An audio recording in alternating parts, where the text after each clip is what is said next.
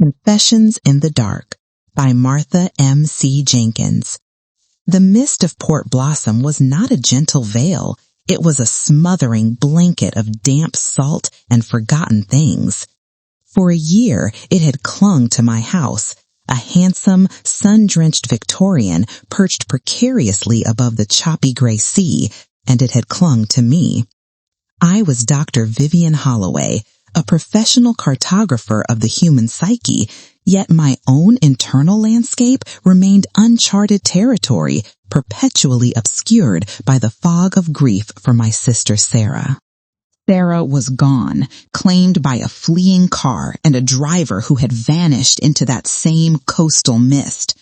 My practice was my sanctuary, run on the principles of empathy and careful listening, but since Sarah's death, my empathy had calcified. It had become a weapon, sharpened by a relentless, cold need for justice. Julian Thorne arrived in the late autumn, a paradigm of Port Blossom aristocracy, charismatic, meticulously tailored, and profoundly disturbed. He presented with an unnamed anxiety, a vague sense of dread that he struggled to anchor. He was an intriguing patient, privileged, accustomed to effortless existence, yet unable to outrun some internal shadow. I found myself drawn to his vulnerability, a professional hazard that now, looking back, felt like destiny. We spent weeks tracing the contours of his unease. He spoke of sleepless nights, of a crushing weight, of the feeling of being perpetually observed. I listened, my face serene, my gaze steady, cataloging his every flicker of movement, every subtle tightening around his jawline. Then came the Monday session. The mist had broken slightly, leaving the air crystalline, but inside my office, a deeper chill settled. Julian was describing a nightmare, a scene of chaos and speed. "There was a man standing over something," Julian murmured, leaning forward, his voice low with residual fear. But it was the watch that was so clear. It caught the streetlight, a flash of tarnished gold. It was antique, deeply engraved, almost blindingly bright. I felt the blood recede from my face, a slow, agonizing drain, leaving my skin taut and cold. I did not flinch. I did not breathe. The watch. It was the specific model Sarah had painstakingly hunted down for Father's 60th birthday, a heavy Victorian heirloom, unique in its filigreed case.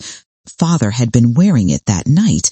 It had been mentioned in the initial police report, a distinctive detail lost in the ensuing investigation. The man in Julian's dream was not a stranger.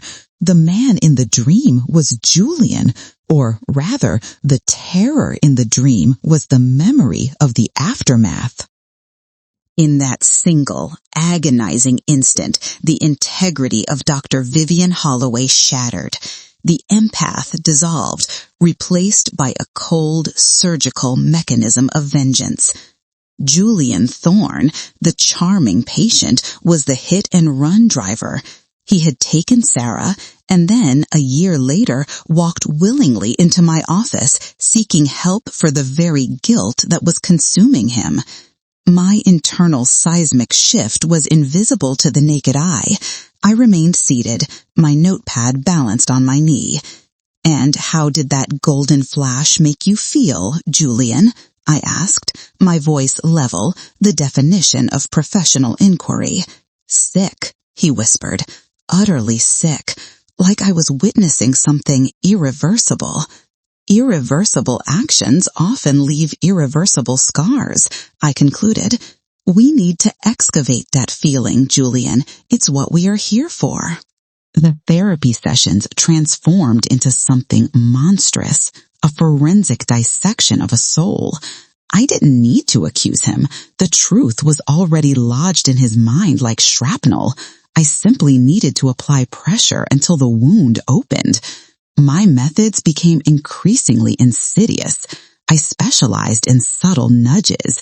I began weaving threads of cosmic guilt into our conversations, questioning the nature of moral responsibility and the inescapable consequences of flight. I would observe the micro-expressions, the flicker of panic in his eyes when I casually mentioned the local news coverage of unsolved crimes, the subtle tremor in his hands when discussing the corrosive nature of secrets. One afternoon, I accidentally left a copy of a true crime magazine on the waiting room table, open to an article detailing a highly publicized hit-and-run case and the eventual psychological collapse of the perpetrator. Julian arrived precisely on time, but his composure was frayed. He did not mention the article, but his gaze kept darting toward the magazine rack, his breath shallow. "We've been discussing anxiety, Julian," I said gently, offering him tea, "but I sense a deeper struggle. We need to move beyond abstraction. What is the specific weight you are carrying? What is the one truth you believe, if spoken aloud, could destroy you?" He fidgeted with his cufflink, the silver reflecting the weak winter light. "It's not one truth, Dr. Holloway. It's the sheer weight of what I've done, or perhaps what I'm afraid I'm capable of doing." I pressed on. "The fear of capability or the burden of action?" My friend, Eleanor Vance, the observant artist, saw the change in me instantly. We met for coffee one blustery Saturday. She didn't mince words. "You're carrying something heavy, Viv," Eleanor said, stirring her espresso slowly. Her eyes, always sharp, always assessing, locked onto mine. "It's not Sarah's grief anymore. It's focused. There's a coldness about you, a calculated distance. Who is the target?" I deflected expertly. "My workload has increased, Eleanor. The holiday season always brings heightened anxiety." She leaned back, her expression unconvinced. "No, you're hunting something. And the darkness you're pulling out of whatever poor soul you're working with, it's staining you, Viv. Your light is dimming." She was right. The closer I got to Julian's truth, the further I strayed from my own moral center. The avenger was consuming the healer. Meanwhile, the threads of fate were tightening elsewhere. Detective Miles Corbin, a man whose commitment to justice was as worn as his tweed coat, was quietly re-examining Port Blossom's cold cases. He'd always suspected the driver in Sarah's case was local, someone with the means and connections to make the problem disappear. Corbin began cross-referencing vehicles damaged that night with the local police logs, a tedious pursuit, but one that led him closer and closer to the affluent enclaves of Port Blossom, specifically the Thorne family. The Thorne family itself was a monolith of power and secrecy. Julian's father, Arthur Thorne, was the silent, almost tyrannical protector of the Thorne legacy, a real estate titan who commanded obedience and silence. I knew intuitively that Arthur was the reason Julian had walked free. He had facilitated the escape, orchestrated the cover-up, using the immense weight of the Thorne name to bury the truth under layers of legal maneuvering and feigned ignorance. This realization added a fierce complexity to my manipulation. Julian wasn't just hiding a crime, he was hiding his father's complicity. My sessions began incorporating discussions about family dynamics, about the destructive power of secrets kept protecting a fragile reputation. The most debilitating anxieties, Julian, are often generated when we choose loyalty to a flawed system over loyalty to our own conscience, I probed one session. Are you living your own life, or are you performing the role laid out for you by others?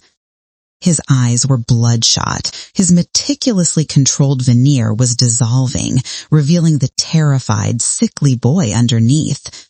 His vague anxiety had spiraled into full-blown panic attacks, terrifying episodes where he would hyperventilate, convinced the walls were closing in, convinced I knew everything. I maintained my professional facade, offering slow, measured breathing instructions, while internally I felt a savage satisfaction. I was cracking him open. My biggest escalation came during a dark, rainy afternoon in late December. The office windows wept, and the gray sea churned below. Julian looked hollowed out, the designer suit hanging loosely on his frame. "I can't sleep, Dr. Holloway. I can't breathe," he managed, his voice thin. "The dread is inescapable. It follows me. I see things, flashes, and I keep feeling this overwhelming urge to stop the noise, to just tell someone, to confess." His head dropped into his hands. I leaned forward, my heart a brutal drum against my ribs. This was it, the moment I had worked toward. I needed the words. I needed the confession, not just for justice, but for my own sanity. I thought of Sarah, laughing on the porch, her bright scarf fluttering in the seaside wind. The vision fueled the cold fire in my chest. "Confession is often the first step toward true healing, Julian," I said, my voice a silken whisper, devoid of feeling. He lifted his head, tears carving tracks through the unnatural pallor of his skin. "You don't understand the magnitude. If I confess, everything collapses.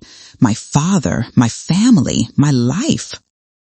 "The destruction of a false life, Julian, is necessary for the construction of a real one," I countered, my eyes locked on his. I was no longer a therapist. I was an inquisitor. "Don't worry about the consequences that follow the truth. Focus on the truth itself. What is it you're truly running from? What is the secret that is consuming your mind and destroying your body?" He opened his mouth, a soundless, ragged gasp escaping. He was on the precipice. I saw the words forming behind his eyes, the admission of the car, the fear, the moment he drove away and condemned my sister. Before he could articulate the deadly truth, the door to the waiting room burst open. Arthur Thorne, huge and intimidating, filled the doorway to my inner office, ignoring the startled receptionist. He didn't knock. He simply entered, radiating cold, untrammeled authority. "Julian." Arthur's voice was low, lethal, and entirely without warmth. "We're leaving." Julian flinched as if struck. The moment of truth vanished, replaced by the terror of filial subjugation. "Arthur, I'm sorry, but this is a scheduled session," I interjected, rising slowly, masking my fury. He had arrived too late. He had saved his son from the final damning words. Arthur didn't even glance at me. His focus was entirely on Julian, who was trembling violently. "Your mother needs your home, now. Dr. Holloway, Julian will be taking an indefinite break from therapy. We feel he requires a more structured environment." The words were a dismissal, backed by the implicit threat of the Thorne Empire. He was yanking Julian out, silencing the confession that was about to break. I stood my ground, my hands gripping the edge of my desk. "Julian is in a fragile mental state, Mr. Thorne. Abruptly discontinuing treatment could be dangerous." Arthur finally turned his gaze to me. It was penetrating, assessing, and utterly dismissive. "You have done sufficient damage, Doctor. I believe you understand the gravity of the situation." The words were not accidental. Arthur knew I was probing too close. Whether he knew I knew the specific truth was irrelevant. He knew I was dismantling the structure he had built to protect his son. He was warning me. Julian, pale and compliant, struggled to his feet, eyes darting from his father to me, the terrified victim caught between two titans. "Goodbye, Dr. Holloway," murmured, the sound laced with a deep, tragic resignation. He followed his father out, leaving a gaping silence in the wake of Arthur's brutal presence. I didn't move until the sound of their expensive sedan pulling away faded beneath the renewed drumming of the rain. The room was empty. The truth had almost been spoken, forced from him by my calculated, corrosive effort, but it had slipped away, shielded by rank and power. I sat back down, the antique leather of my chair suddenly cold beneath me. I had achieved what no police investigation could. I had broken the driver. But the victory felt like ash in my mouth. My hands were steady, but my mind was reeling. I had traded my professional oath for personal vengeance, and in doing so, I had become an instrument of calculated cruelty, no better than Julian when he pressed the accelerator and fled. I looked out the window at the dense, shrouding mist that now completely obscured the churning gray sea. Julian was gone, pulled back into the fold of his class, his guilt silenced by his father's force. Detective Corbin would continue his quiet investigation, perhaps finding the evidence Arthur Thorne hadn't completely scrubbed away. But I was left alone in the sun-drenched office that no longer felt like a sanctuary. I had engineered the psychological destruction of a man to satisfy my grief, and in the final moment I was denied the culmination of my work. The truth remained locked away, and I was left with the devastating realization of my own transformation. The coldness Eleanor had noticed was now permanent. I had succeeded in unraveling Julian, but the cost was the irreversible unraveling of Dr. Vivian Holloway. The mist thickened around Port Blossom, a heavy, silent witness to the tragedy and the moral decay brought on by the burning desire for private justice.